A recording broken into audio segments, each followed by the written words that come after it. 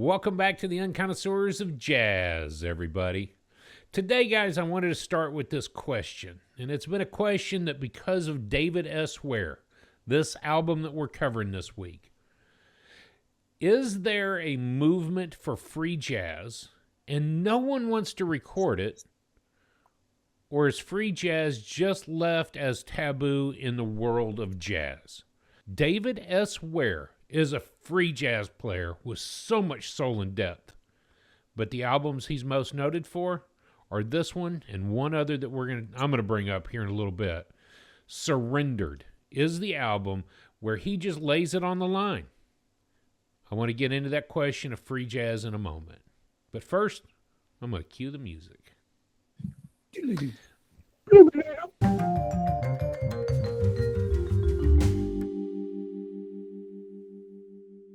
I'm so excited to see y'all smiling faces, and I'm excited to see y'all out there in YouTube land. Tonight, we are talking about none other than David S. Ware Quartet. The album is Surrendered, and it came from 2000. It was recorded in early or late October 1999, and it was released in 2000 on Columbia. So tonight, we get to talk about a phenomenal tenor sax player who I'm certainly glad is on our list, because I would have overlooked his abilities. By far would have overlooked him. So, good to see you, Dad. Good to see you, Matt. Hey, I'm glad I'm here. Yep, good to be seen. Thank you. You know, as I opened about that question of free jazz, he's got so many wonderful albums, but all the critics talk about this one. They also talk about one other, which I was going to mention, Ballad Way. Those two hit hardest because they're less likely a free jazz album. And most of his other work is the free jazz music. So I've been thinking about that all week long, listening to David play. It's just blown me away. He's phenomenal. Well, okay. Had it not been for the top 100 albums that shook the world, I'm not sure I would have understood this album to begin with. It was our journey in the last 100 weeks that we've done with Jazzwise that led me to be even able to understand and comprehend and enjoy this album that we're going to talk about tonight. So, you know, I just made it on my note. I haven't thought about it all week, but I'm not sure a first-time jazz listener, you know, you couldn't sit down and say, "Hey, listen to David Ware," and get your wits about you. So I'm just thankful that we're on the journey that we are on, so that I can enjoy something like this album. I'm glad you said that, Matt, because I feel like I have not arrived yet. And so I'm pursuing that journey to learn to appreciate free jazz. I'm not there yet. And Matt, would you have called this a free jazz album? Nope, I even made it in my notes. This by no means is a free jazz album. It's expression full. It's full of expression, but considering that there are still jazz rules going on here, you can't necessarily call it a free jazz album, in my opinion. This is all my opinion as an unconnoisseur. Now, there are a lot of twists and turns on the album where he does break the rules, but he always comes back and gets on the tracks and goes down that jazz lane. So, and that's a good thought about that. It's not quite free jazz, but it's not quite free jazz because he is a free jazz tenor sax player. You know, all week long, he just reminds me so much of Pharoah Sanders, and again, Dad and I were talking about it yesterday, and I said, you know, it was because of the comedy that Drew and I had, or the discussion, the dialogue that we had about Pharoah and Karma. You know, how we laughed at it at first, and how we texted all week long, I think, during Karma, and we still laugh at some of the things from Karma to this day. Well, I got to tell you, we did our photo shoot downtown on Thursday with my students, and the color that I got left with was purple. And so the whole day we're out color hunting is what we're doing. And I keep, every time I see something purple, all I could think about was in purple. So it's because of my love, my ultimate love for Karma, that again led me to be able to enjoy Yeah. Surrender. And it, But I agree with Dad, though. It's not a first time. no, You've really got to work your way into David S. Ware's quartet Surrendered. And speaking about that, working our way in, Dad, you had a clip that you wanted to hear tonight. Yes, please. African Drums at 12:45.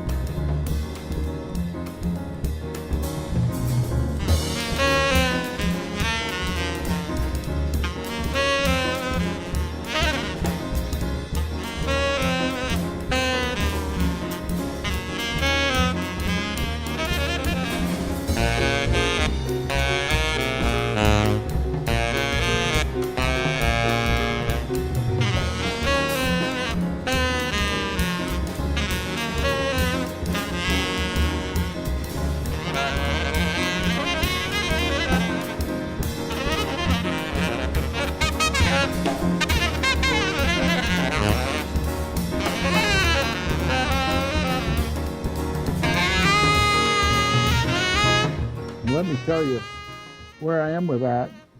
Obviously, the drums, which I like that part. Of course, even before the 12:45, there was a long period of drums coming in. But I chose that because the drums goes to the bass, goes to the piano, and then goes to David S. Ware on the sax. So that's the reason I chose this, because it just kind of flows right together. Now, unfortunately, this is the last track on the album.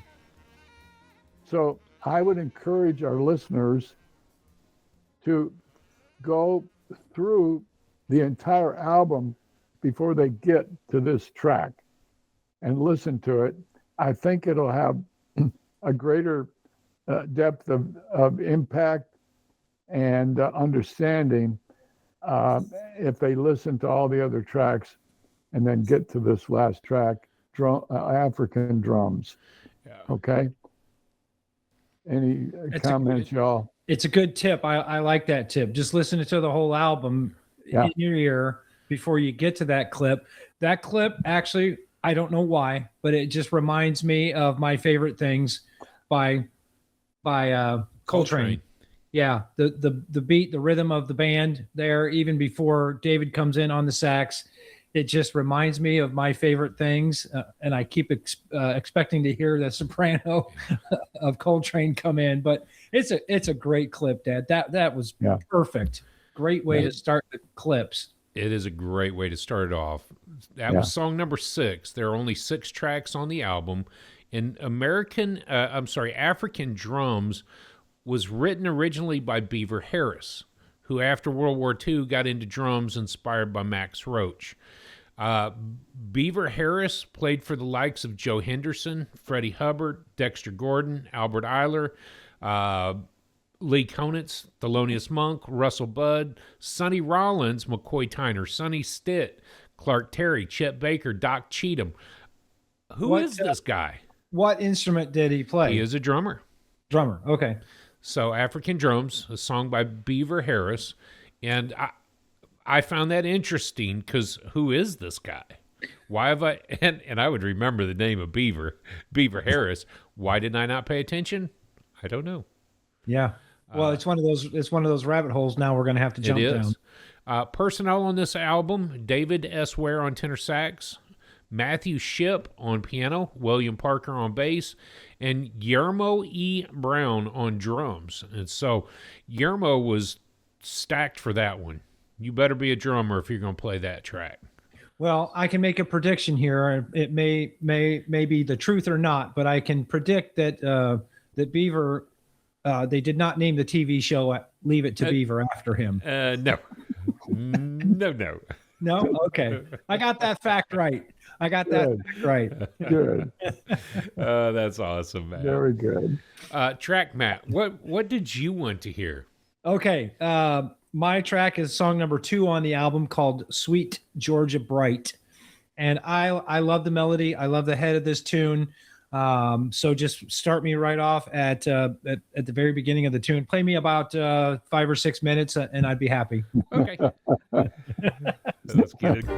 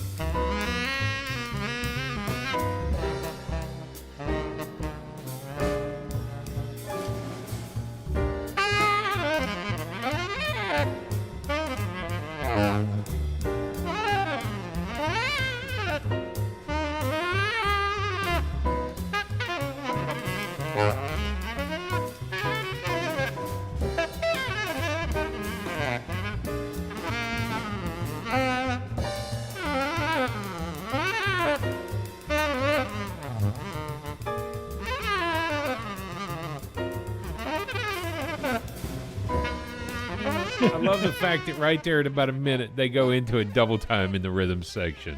Right? Those stinkers. Yep. Now, I like the tune. I like the melody of it. I love that it's a Charles Lloyd tune. I can't say that I like it better than the Charles Lloyd version, because I'm a huge Charles Lloyd fan anyways. But, there's too much structure in these songs to be able to classify the album as a free jazz album, in my opinion. And again, that head of the tune right there just goes to show you the structure. Yes, David can go off and honk and wail and everything else, but he always brings it back on track and gets you back interested in the album. Let's put it that way. I struggled all week long with, this is not free jazz, and actually, according to Wikipedia, it's not listed as free jazz. It's just a jazz album, but there are free elements to this album that, yeah. So I don't know. I just liked it. I like the melody. I did too. It shows his range of being able to play someone else's tune and give it his own spin on it too. That's what I like. Yeah. As I read up about the album, there were some commentaries about him signing to Columbia in expectation of maybe not going so free jazz, but reeling it in a little bit. And when you read that he had signed the contract deal, this was the second and the only 2 he did for Columbia. One of these said that he really did reel it in, but Surrendered might be an idea behind, and this was Wiki, all in all, Surrendered might truly represent one of Ware's finest recordings, but it could also be his just giving up. My record deals have always been random. I'm going to go ahead and give in to the modern music, if you will, and I've surrendered to what the record labels wants. So there was an idea in there that planted that seed in my week. And that's why I asked the question at the beginning. Is there a market for free jazz? Or did it just get overlooked so far that nobody wants to record it now? I don't know how to word that, but I think there is a big movement for free jazz. There's a desire for it. We see that in the Peter Broadsman episode that we did. There are still people commenting, still people watching that. So this free jazz movement's there, but in this album, he reeled it in for that. So, But again, does that give it a greater appreciation, or more wider base of listeners to listen to the album, as opposed to you throwing, Machine Gun at someone and oh, that's a bad example because Machine Gun has a lot of fans and I'm not one of them, but he may have a wider base of listening because of Surrendered. Yep. Ooh, obviously, the three of us are now listening to him because of this album and because of the book, and we'll talk about that in a moment. The audio clip that I wanted to choose was the whole album. I would recommend y'all listening to all 6 tracks, but Peace Celestial is the first song on the album. I'm going to choose that first minute of it. And I think that what I've written down here was you just hear his soul coming out. It's plain and simple. Peace Celestial at 1 minute.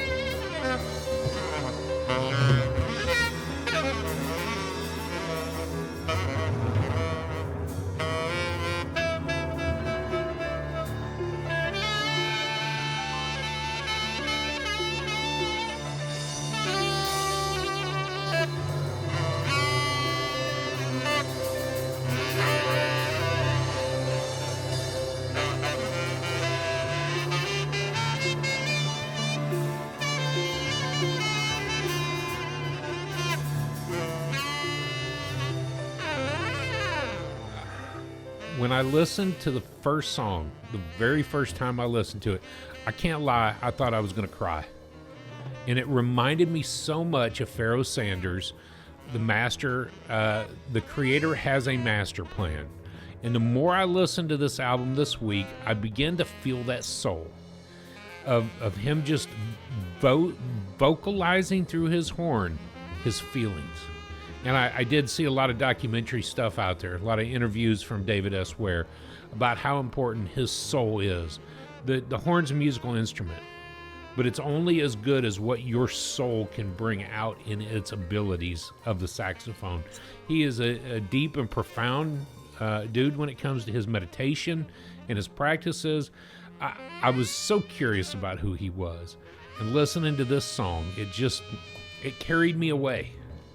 Almost into tears most of the time. So I had 3 other tracks that I could have said about the same thing too, though. So I almost just gave up and just said somebody else pick a track for me, because that literally I know we say it a lot, but you could pick almost any section of this and we could find something to discuss.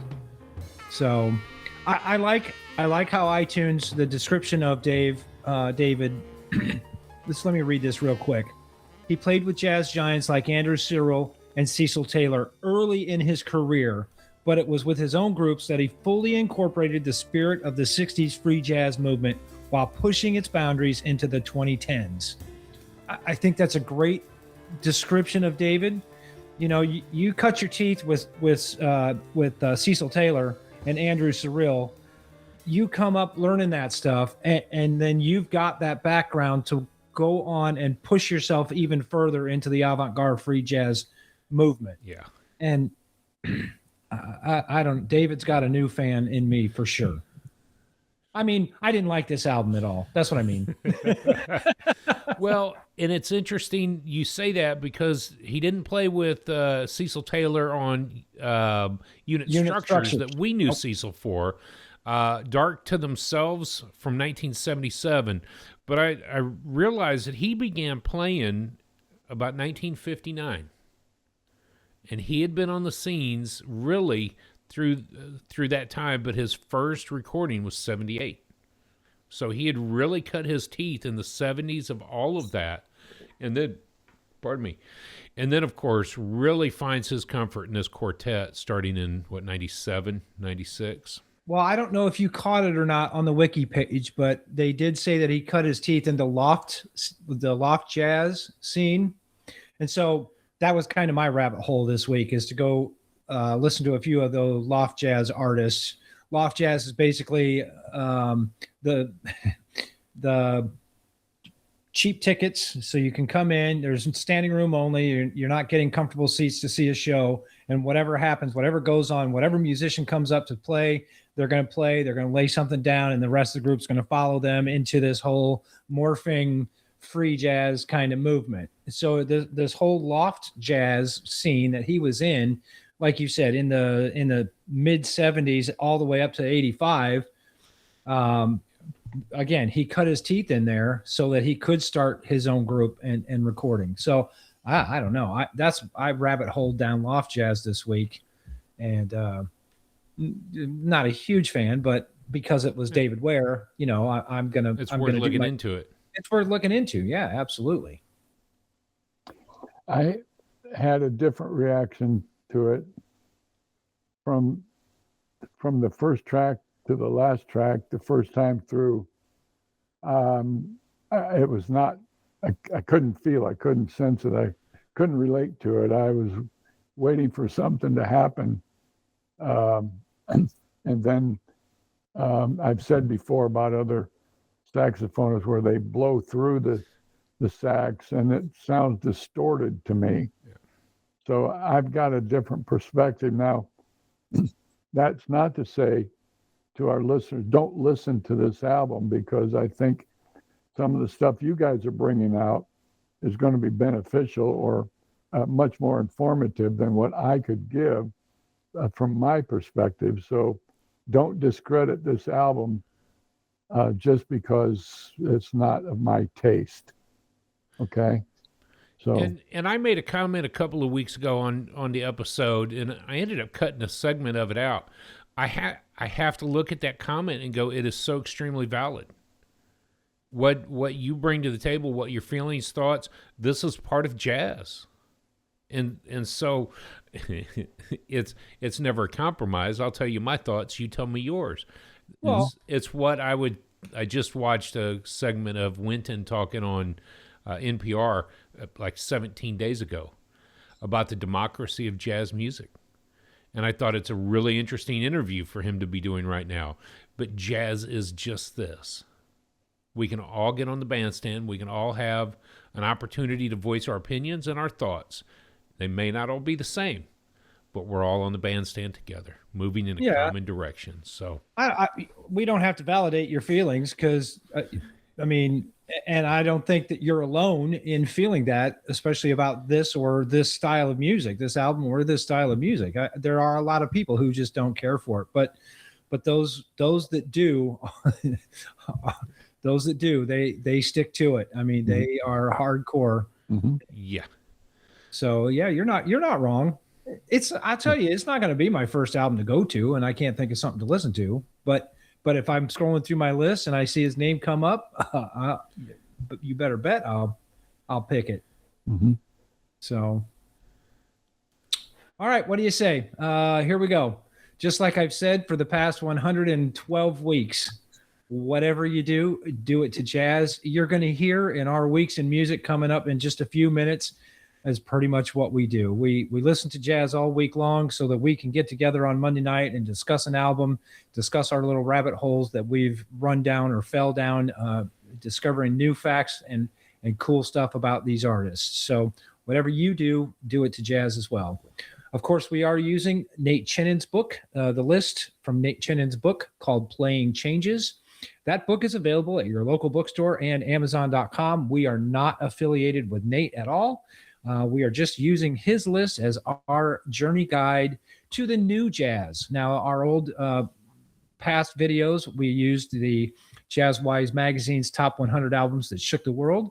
Again, we're not part of JazzWise or anything else. That was just our guide. And this is how we decided to move on. So far, we've covered in the year 2000, Jim Black's No Alaxis, Brian Blade Fellowship, Perceptual, Kurt Elling live in Chicago, Nels Petter Molvar, the album is called Solid Ether, Danilo Perez, Motherland, David Sanchez Malaza, And then tonight, David S. Ware, Surrendered. So again, that's just a brief description of how we chose to listen to this album and discuss David S. Ware Does tonight. David S. Ware, I don't have my list in front of me, Matt. I feel somewhat naked. Is he wrapping up the 2000? He is. This will He be the last one in the year 2000s. And interruption just to say, we're not going to jump into 2001 next week. We'll tell you more about that in a moment.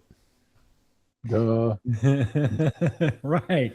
So I went ahead and put together just a brief bio of David Ware. That it's hard to fit 5 or 6 facts, and just this is just a discussion starter. So David started playing the sax at 9 years old, and you can kind of tell that he had been playing for a long time before he started even recording. I love it. I love it when kids pick up an instrument and they know that that's what they want to do. That was kind of how I was when I picked up the cornet for the first time. Yep, this is what I want to do.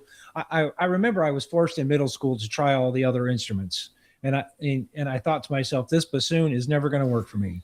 I'm not a bassoon player. No way. The clarinet, I could barely squeak out a note on the clarinet, and for the flute, forget about it. I could blow notes on a pop bottle better than I could blow notes on a flute. But I love it when kids pick up an instrument and say, "Yep, this is what I want," even if they change their mind later. Getting into music is something they'll never regret. Never regret. I'm looking at the next fact. So. Coltrane, Cannonball Adderley, and Sonny Rollins were some of David S. Ware's early influences. Now, in the top 100, we love to talk about their influences, and we'd go on for several minutes just talking about their influences. But you can truly hear the influences.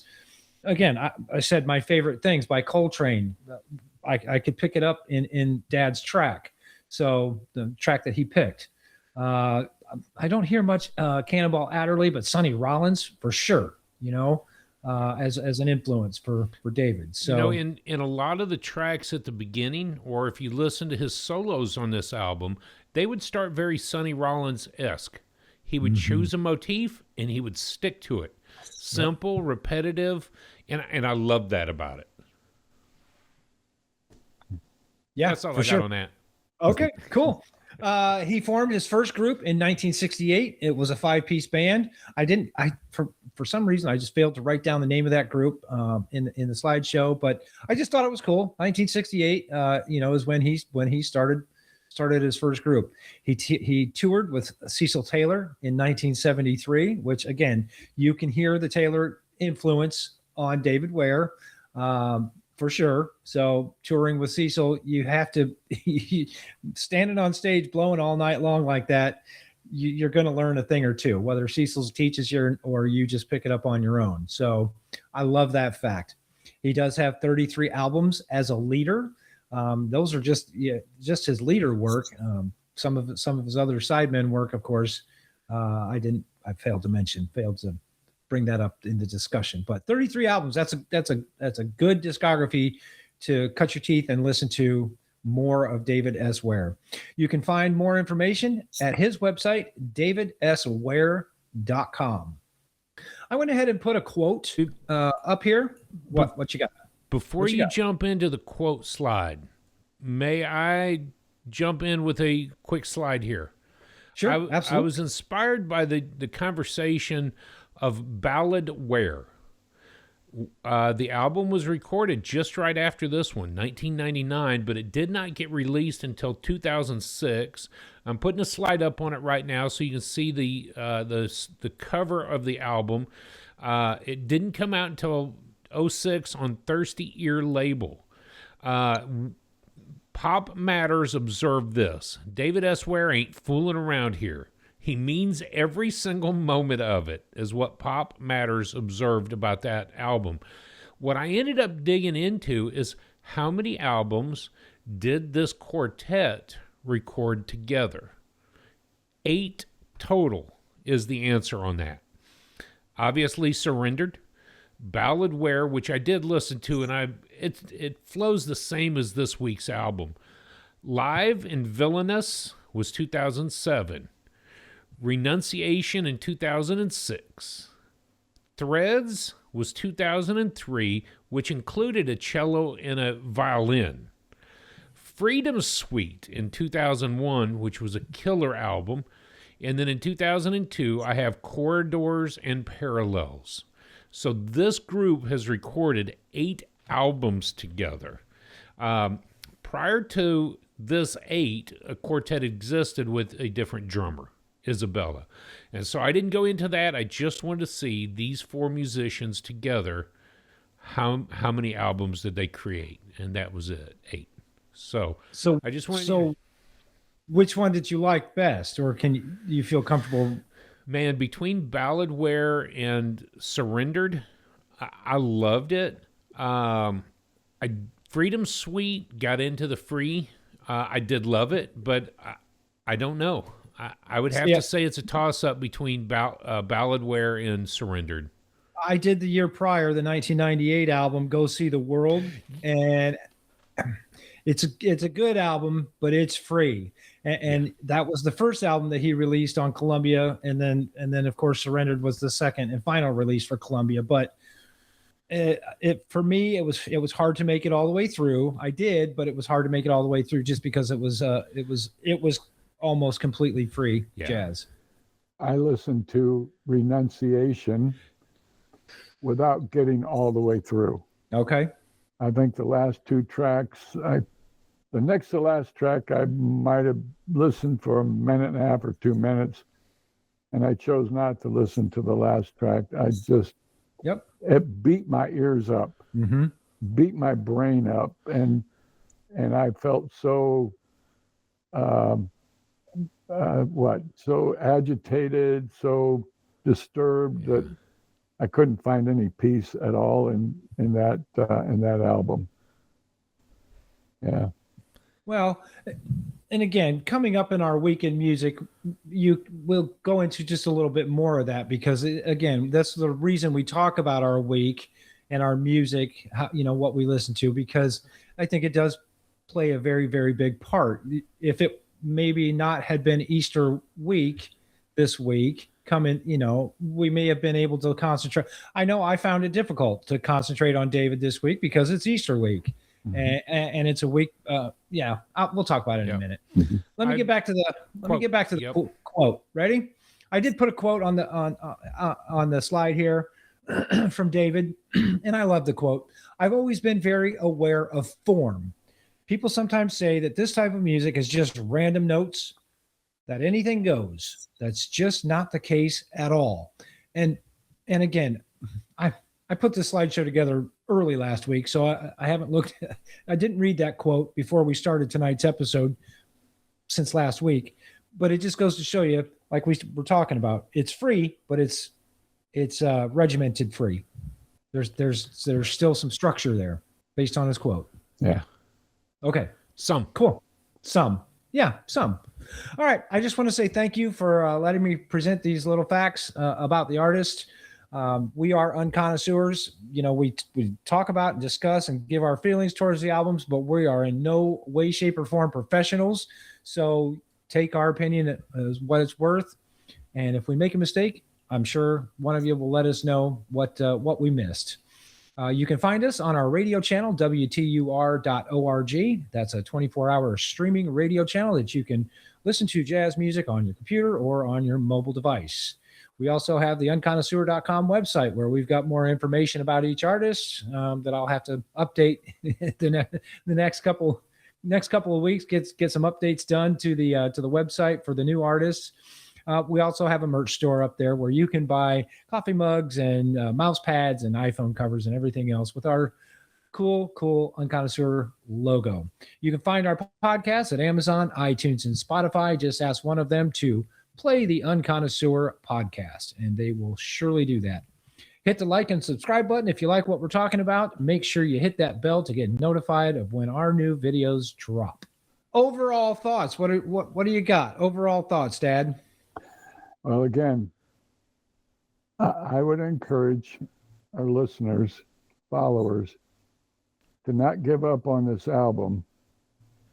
And I appreciate the fact that you guys are identifying it as not free jazz, but for me, it was very much right on the edge, if not free jazz.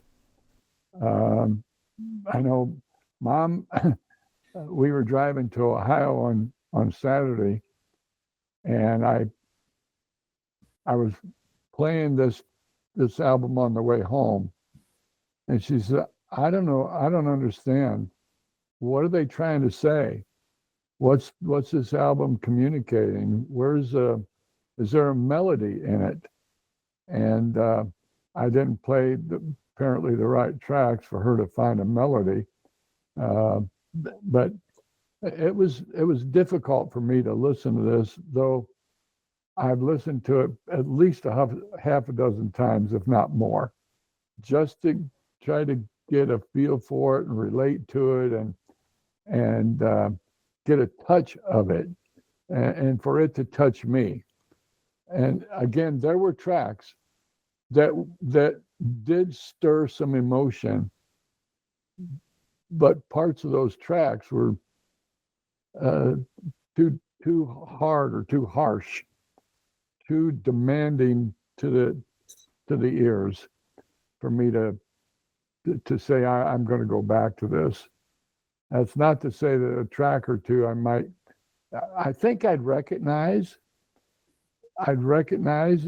David S. Ware if I heard it, and in a month or so, Mom were to somehow pick out one of these tracks and say, who's this artist? I think I could do that. Although I might confuse him with Cecil Taylor, or I might confuse him, especially with Pharoah Sanders. You hear a track and you think, oh man, that's Pharoah Sanders I've never heard of before, because it's not Karma or one of the other great Pharoah Sanders albums. But yes, it is recognizable. Yeah.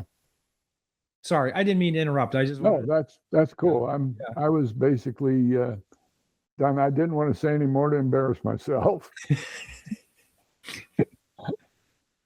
Well, I think it's a great look at that. Yeah, I really do, and I think that the opinion of that, it is interesting because of the albums that I choose to listen to. The music that resonates with me is not the music that resonates with you, and it's not the music that resonates with Matt. And we all three have different flavors. We can all three agree with Roots and Grooves that 1959 was the best ever year for jazz music. Yes. No question, no doubt. So Roots and Grooves, I appreciate that. 59, by the way, best year ever. By the way, did you guys, I sent a comment out, and he responded right away. Did he? He got back to me right away. That's awesome. And I so much appreciated that, because he was talking about the lanes, the 4 different lanes, as well as the 59 and compared to 73. So I Roots and Grooves. Yeah. Dude, you got it covered, man. Thank you. Thank you. Yep, spot on. Yeah. And it's funny because, Drew, we didn't coin it, but we talked about that a lot. 1959, the golden year of jazz. And as unconnoisseurs, we didn't understand that at the time. Mm-hmm. We just knew that every album that if it said 1959, it was going to be a banger.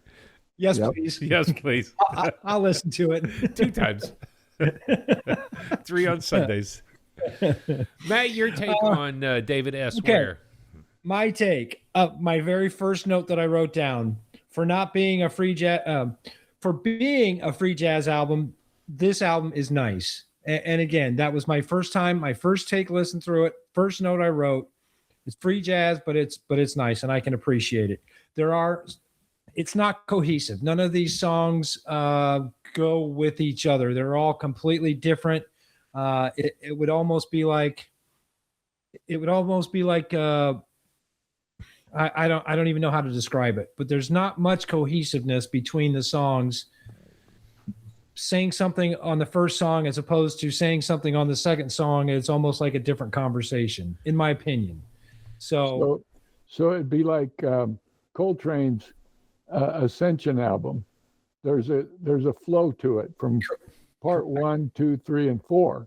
Correct. This is not like that at all. Not like it at all. It's an interesting correlation, Dad, because I was just going to ask Matt, once you listen to him play on Peace Celestial, were you expecting the John Coltrane Ascension album where it wasn't even Ascension, it was, what am I thinking about? Love Supreme. Love Supreme. Where it all moved, part 1, part 2, part 3, part 4. That's what I meant, Supreme. Did you expect that? No, Okay, not necessarily. Not necessarily, but okay. One of the other things I listened to this week again was Side Eye 3 from Pat Metheny. All of those songs are cohesive. They make an entire project together. This one felt too discombobulated for me. Something here, something over here, something down here. It didn't. Not that it didn't fit, because it did, but it just it almost like, again, one conversation for the first song, then a totally different conversation for the second song, a totally different conversation for the third song. That's how I felt about it. Mm-hmm. I could be completely wrong. Yeah, It just wasn't very cohesive in my mind. I'm not sure I could recommend it to a first-time listener, but I'm pretty sure, like we said earlier, that I could pick it out if it was playing and I didn't know who it was. I'm pretty sure I could say, yep, I'm pretty sure that's David S. Ware. I don't know. I wrote down every song that again, like, to pick a clip, I didn't have a backup. It was the entire album. I could have just said something random and we could have talked about it. That's how much I loved the whole album. So that's my take. Drew, where are you? It fit the criteria. It fit all of the criteria, all of our criteria that we judge the jazz albums on. I'm sorry. I appreciated the album to no ends, partly because I did find the cohesion in it. I listened from beginning to end. Well, even today I did it twice. If you consider that every day I probably listened to the entire album, whether it was in drive time or sitting in front of a computer time. So I was able to get it all complete.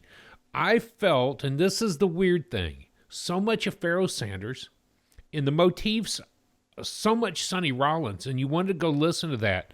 You know, one of the song titles is Calypso.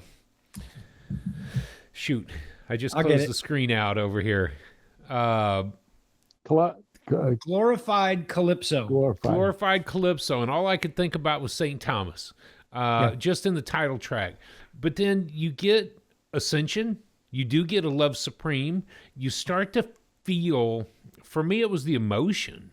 I started to feel as he went through this, all of the different tracks had a meaning and purpose. Then to find out how deep spiritually rooted he is, Peace Celestial, Sweet Georgia Bright was a weird one, but every track was different. And then African Drums seemed to go really well with the rest of them.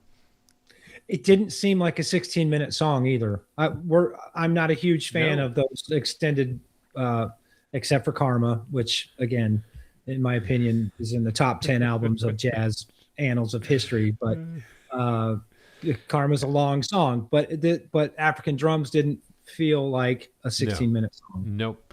What I started to pick up on, and I didn't find any of this, but I would have loved to have found any connection between Kamasi Washington.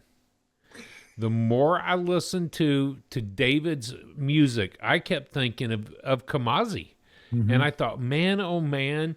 And then the other person that I had a lot of thought about was Sons of Kemet. I'm drawing a blank on the saxophonist's name right now. Shabaka Hutchins. So if those two had ever had a chance, now David S. passed in 2012, but that idea of who were the shakers of the jazz music scene, and I think this album is on this list for that reason. He was shaking things up in the 2000s, and I think it is a landmark album. I'm stuck between Karma or this album, but I would go to this. This will become one of my top 10. I'm gonna enjoy it. And I may just be like, you know, what am I going to listen to? I'm going to David, Surrender. And it may have been part of my week as well. You know, just the whole heaviness of everything with Easter going on, and the idea of Theme of Ages was just a rocking tune for me this week. I viewed it like Matt. It was discombobulated, but it's like chicken and waffles with strawberries and whipped cream. Do they all really go together with sweet honey on top? I don't know until you bite into it. And shebang, they went together for me. So I'll go ahead because I'm warmed up. I'll give y'all my rating if you guys are ready to rate. I'm ready. Go for it. There is no doubt in my mind that when we look at our criteria that we pulled from Jerry Coker's book, it hit all of it for me. Personally, 10. End of story. I know that y'all rate this differently, but this is my jam. This really, over these 3 years, I began to love this free jazz style. But of course, the soul behind this could be none other than, to me, the same soul of Roy Hargrove. The passion, the rawness, yeah. 10. Okay. I love the fact that there's so much soul in the music. I really do. That's where I'm at. Yeah. I'd love to play with that kind of soul. I get it. I do. So, Matt, we better cut him off because otherwise this might be a 2-hour I'm done. episode. All right, Dad. Why don't you tell us your score? Okay. Well, I was conflicted, okay? Because if I look at the 5 criteria that we've used, just at those criteria, the creativity, I would rate it fully as a 10. If I look just as a non-connoisseur, but if I look at it from my perspective and how it struck me, I gave it a 7.5. Oh. And I say ooh in a good way because I was expecting a 4.5 or a 5. Yeah. Yeah. Well, it really was. And let me say, part of the reason is, and I looked at 1, 2, 3, 4, 5 of the tracks that I could have chosen from any one of those 5 out of the 6. And I don't know why I didn't choose the glorified Calypso. Yep. But clips from those, they were. I could have chosen any one of those 5. Mm-hmm. But that was just clips. That's not the overall album. Right. So 7.5 is where I'm landing. I'm not mad at that score one bit. I really am. I anticipated a little bit lower. I did. I really did. So much lower actually, and I'm glad that you're open enough to give it a good score like that. Yeah. I miss our Tuesday morning conversations because we would talk ourselves into scores sometimes. Your passion for the album, Drew, it moves me. I've already typed out my score, but I feel like if you and I would have discussed this album on a Tuesday morning like we used to, you could have swayed me to a full 10. I'm just not there.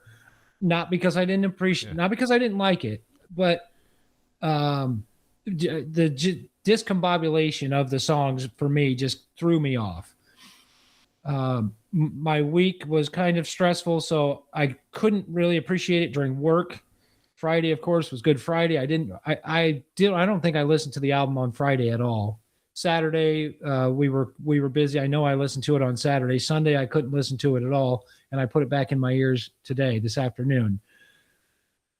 For me, this week, I can give David S. Ware a 9. Oh. And I'm not, I just couldn't go all the way to a 10. I felt it because the instant recognition to Karma, how much I love Pharoah Sanders, and Coltrane. I mean, I'm a huge Coltrane fan, and for him to honk and squeal like Coltrane, I love it. I just couldn't go all the way to a 10. So I'm at a 9, which, good. Yeah, that's respectable. All right. I mean, when I look at my list, if I'm honest with y'all, I expected both of you a point lower. Okay. So I'm blown away by that. Good. when I look at my list, I go through and if I'm looking for something to listen to, I'll go to my tens first. Obviously, I can't listen to Lee Morgan right now. Let me go. Let me go to Branford Marsalis Quartet. No, I can't do that right now. Brian Blade Fellowship. No, I can't do that. David Ware. Let's go to David Ware. That's how I am. You know, I keep the list up so that I can see it all week long, so that I can pick something to listen to. Sometimes I would go to more of his albums this week. Yes, I really would. Well, I'll have time to do that. Right? You're going to have a lot of time coming up. Before we jump into that, I want to say this. Jerry Coker's book, How to Listen to Jazz, it brought us 5 pieces of criteria, 4, and we added the 5th: craftsmanship, awareness, creativity, spirit/drive, and then we added emotion because we wanted to ask Dad's favorite question in the whole wide world. How does that make you feel? So I just wanted to interject that. That is our criteria for rating these things, and that's why I gave it what I did. It hit the mark. It hit the mark for y'all, and it tells us who we are. So, Matt, since we're telling each other who we are, what are you doing this week? All right. So we're preparing for our cruise. We're going to take another cruise this coming week, so we will be gone. You guys are going to have to handle an episode on your own. I'm not sure how I feel about that. Do not dock my paycheck, but keep it under an hour and keep it clean. What did we say about Ledbetter? Gravity, baby. Gravity is ever existing. No way. I will fight you both. I will fight you both. So we're going to a Pat Metheny album this week. Okay, that'd be great. I could listen to you guys talk about Pat Metheny, and then I'll tell you everything that you said wrong. So you're going on a cruise. Going on a cruise. So again, this past week it's been Easter week, and then this week we'll be just prepare for the cruise and get everything packed. And we're driving down to Cape Canaveral, so I'll have 16 hours in the car with the AirPods in my ears, listening to music and jazz and everything else. And then of course, while we're on the ship, I will have lots of time to sit by the pool and enjoy my favorite jazz. Anything from 1959. So it's been a good week. I did More Need to Breathe this week because of the new album, that the Long Surrender that they have just released is starting to really grow on me. You know, unfortunately, I take it with jazz as well. You know, you get familiar with an album and you have memories of it, or you have a very memorable thing that happened while you were listening to it. And so it stirs you and moves you to more enjoy that album. Karma, for instance, you and our discussion and how much we love Karma because I love it because of our discussion. It means something to me. Need to Breathe is that way too. And fresh new album comes out. I don't always like it at first. It's not until I start building memories around that album that I really sticks to me. So I'm trying my best, you know, to just kind of bring that album into my being. We also got a chance to see Lady D perform. Mike Neglia and the Nobles performed at O'Sullivan's Saturday night. They did not start until midnight, and they played until 1 or a little after, maybe 1:15. So that was a Saturday night going into Sunday, Easter morning. So we got home very, very late Saturday night, early Sunday morning after watching Lady D play at O'Sullivan. So it's a great week in music for me. It really was.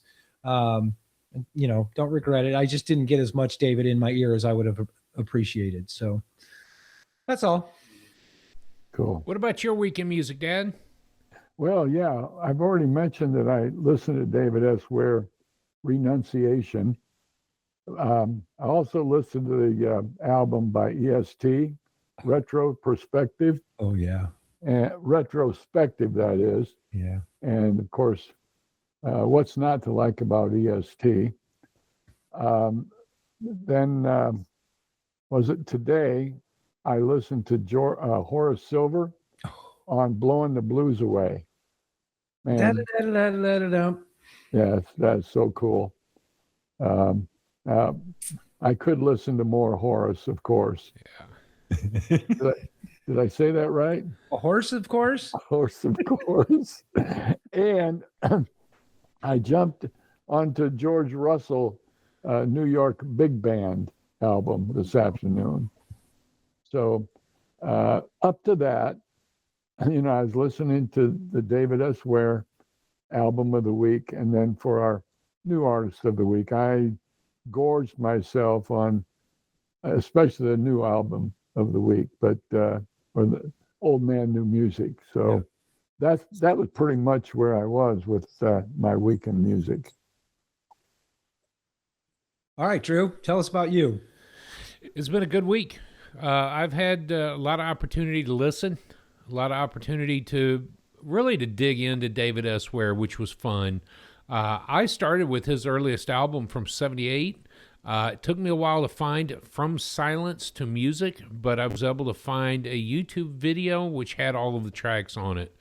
And then I just jumped through the years. I wanted to see, go see the world, for example. Corridors and Parallels, Freedom Suite. I did not get to Threads, which had featured a string instruments in there, which would have been the viola and the violin, but that's on my docket. So it's been a good week. It's been a great week in music. A lot of great music from David S. Ware that I've enjoyed. I didn't veer much from him, but it's been a great week. It's been a great week. So 2025, 2026, what is new in music? Hey, let me tell you, one of the albums that You like that transition real quick, right? Yeah, I like it. I like it. Let's not give me any time to think ahead of time, because I just, the brain's got to keep working here. The new album is by Timo Wahlbrecht, called Bremen, New York. And it's kind of a play on words, actually, because he grew up in Germany. So he's a German artist, but moved to New York, Bremen, New York, apparently, away from Bremen, Germany. And maybe I'm wrong about that, but maybe he just called the album Bremen, New York. Be that as it may, this is an album that I said I gorged on because I enjoyed this album appreciably more than I did the David S. Ware album.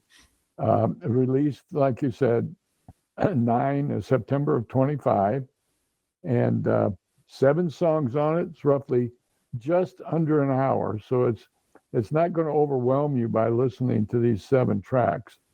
So again, Bremen, New York, by Timo Wahlbrecht. What does it say at the bottom of that slide? Oh, I can't read it. Oh, I'll read it for you. Oh, wait, no, my ears. Now you can't hear me. Yeah. I want to know where you're getting your excellent picks. We say it almost every week. You are picking some absolute bangers for what's new. And we may just have to let you pick the next list that we do, just the whole list. Pick 100 that we can talk about, because every one will be a 9 or a 10 on the list. You're picking some absolute bangers. Good. Thank you. Thank you. And Timo's a saxophonist, right? Yes. Okay. Yeah. Good. Yeah. Then I'm going to dig in. Yeah. German saxophone. If you want to see the list of the What's New albums, you can head on over to the unconnoisseur.com website. I do have the What's New list. This is our 51st week of doing What's New. So you've got almost a whole year's worth of What's New to look at, to gorge on. I went ahead and put scores on the What's New. You guys don't have to, but I went ahead and put scores on the What's New, how I felt about the album. There are a lot of 10s on that album, on the list. So I'll make sure I update that before I go on vacation, but great job. Great pick, Dad. Thank you. Good. Thank you. As that's being said, go ahead. Nope. I was just going to transition, but as that's being said, you guys, I'm handing it over to you next week. So Drew, Yep. why why don't you tell everyone what album you're going to be listening to next week? Dad and I had talked earlier today. He had 2 albums that he really wanted to dig into, and the first one was going to be a tough album to find on YouTube Music or iTunes, and it was simply because there's not a lot of access to it. However, on the screen now, what's next? Dad and I, without you, just saying, are going to look at Art Blakey and the Jazz Messengers Album of the Year. That is the title of the album, Album of the Year. It was recorded in 1981 in Paris, and it included Wynton Marsalis on trumpet. Trust me, I will download it so that I can listen to it next week. I'm sure you guys are going to get it covered. Yeah, I'm excited. I'm excited because first of all, I get to hear Wynton in a different scenario than what I'm used to. So I'm gonna love that, and I can't wait to hear your discussion on the album. It's going to be awesome. Sure it is. Hey, on a closing note,